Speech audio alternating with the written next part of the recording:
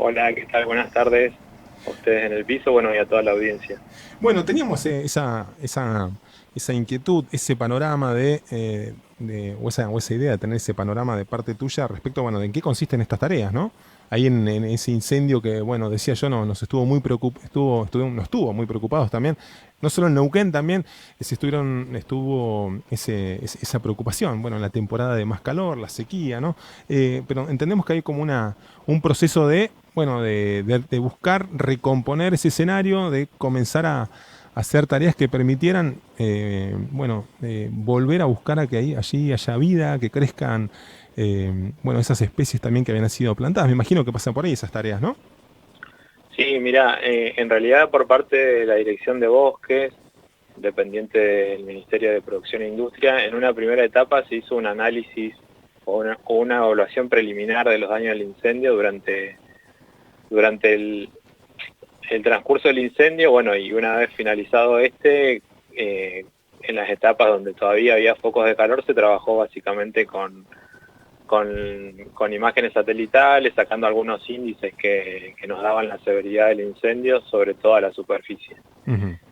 Después, posterior a eso, bueno, se convocó a un equipo interdisciplinario donde está conformado por técnicos de Corfone, después, bueno, técnicos de el INTA, básicamente INTA Bariloche, y los técnicos de la Dirección de Bosque. A partir de eso, lo que se procedió, digamos, en unas primeras instancias de salida a terreno es verificar si realmente los índices que había dado desde el punto de vista de gabinete eran los indicados, y también se hizo como un primer relevamiento del estado en el cual habían quedado los bosques de acuerdo a los grados de severidad de quema. Sí. Y a partir de eso, bueno, ahora la etapa que sigue, digamos, a esta instancia es empezar a definir y a planificar la instancia de restauración. Ujú. Que en este caso hay lugares que nosotros técnicamente le decimos que va a requerir una restauración pasiva, donde no requiere más que en principio tratar de evitar por un determinado lapso de tiempo de que no ingrese ganado a la zona, y que el propio bosque se va a restablecer directamente sin ningún extra o alguna actividad por parte nuestra antrópica. Ujú. Y después en otros lugares que se están empezando a definir en relación a sectorizar, probablemente la restauración tiene que ser pasiva, y eso implica desde prácticas básicamente culturales que tienen que ver con la cosecha de semillas, la producción de plantines en esa zona, que probablemente hay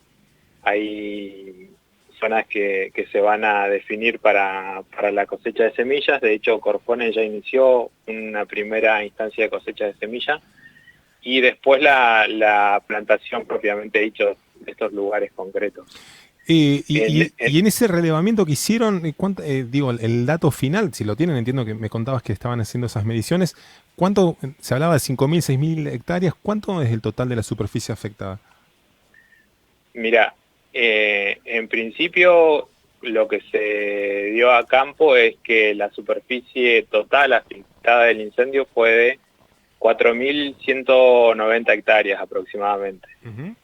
Y de esas, la mayor superficie está dada sobre bosque de Ñire y Araucaria, y después le siguen por ahí los bosques de Lenga. Ujú. Después, bueno, todo lo que tenga que ver con otro tipo de estructuras que no son forestales, pero también fueron afectadas, como algunas zonas de matorral y otras zonas de mallín. En Está. principio, nosotros en esta instancia de restauración vamos a poner el foco concretamente en la estructura más arbórea, y empezar a restaurar esas zonas que, ya te digo, lo que estamos en un principio es definiendo las zonas donde realmente Pa- conviene hacer este tipo de restauraciones, y definiendo algunas zonas donde la restauración va a ser pasiva, que el mismo bosque va a empezar a regenerarse por sí mismo. Claro, claro, porque eso era una plantación de Corfone, básicamente, ¿no? Eran coníferas que había plantado ahí la empresa parte del Estado neuquino, ¿no? En realidad en la zona del incendio hay varios tipos que se quemaron. Una superficie sí fue la de Pinus o Pino ponderosa, digamos, que fue implantado, pero la mayor superficie que se quemó tiene que ver con bosque nativo y arbustal nativo. Ujú. Eso es la superficie, estamos hablando más o menos, por decirte un número, de 2.200, 2.300, que tiene que ver con bosque nativo y arbustal nativo. Ujú. Después lo restante es plantación de pinos. ¿Sí? ¿Cuánto tiempo puede llevar, bueno, en función también de esas diversas variedades, me imagino que los plazos deben ser diferentes en cada caso, pero digo, eh, recomponer el bosque que se estuvo quemando, básicamente? ¿Qué periodos podrían pasar hasta que, bueno, eso vuelva a una situación como la que había? Para que vuelva a la estructura de bosque que existía en el momento del incendio, estamos hablando ya de muchísimos años, 80, 90 años. Ujú. Si bien el bosque tiene una sucesión y va cambiando en especies durante el transcurso de tiempo, y eso es la idea que nosotros empezar con esa instancia de empezar a restaurar y que a un futuro muy lejano llegue a volver a tener la estructura del momento que se quemó, pero estamos hablando sí de un tiempo, eh, por lo menos 80, 100 años para que vuelva de nuevo a ser el bosque que era. Ujú. Ujú. Pero lo que se trata de hacer es generar esa sucesión de plantas para que a futuro vuelva a ser esa estructura. O sea que estamos hablando de muchísimos años. Décadas. Y claro, uno hace estas preguntas, digo, para tener una conciencia de, bueno, aquellas personas por ahí, o gente que no, que es un tanto displicente a la hora de, bueno, hacerse un fuego por allí, transita por esa zona de bosque como si fuese el patio de la casa y se haga, y si tuvieran las condiciones para hacerse el asadito, ¿no? ¿Qué están, cuando lo que estamos hablando es de nada, especies que tardan en regenerarse décadas, que bueno, es un lugar único también, ¿no? Esa zona de Neuquén, ¿no? Y bueno, y a veces vemos esta displicencia que también es parte de cómo se toma eh, el cuidado o no de rigor cuando se va a visitar un lugar de esas características, al margen de la cuestión climática, al margen de todo lo otro, el aporte que cada uno de nosotros tenemos que hacer. ¿Están trabajando en otro punto de la provincia también en la regeneración de este tipo de bosques? Mira, se está trabajando sobre todo con los proyectos de la ley de bosques, que son fondos a través de la 26331, que es la ley nacional, y la 2780, que sería la ley de bosque nativo de la provincia, Ujú. en restauración de áreas degradadas y algunos proyectos que tienen que ver con conservación de bosques. Ujú. Y eso es financiado por la ley de bosques. No son zonas incendiadas. La única zona en la que se está trabajando con la restauración fue la que hubo en el incendio del 2014 en la zona de Rucachoroy. Hay un proyecto y un plan de restauración que ya va por el quinto año de ejecución, en el cual se fueron haciendo diferentes acciones.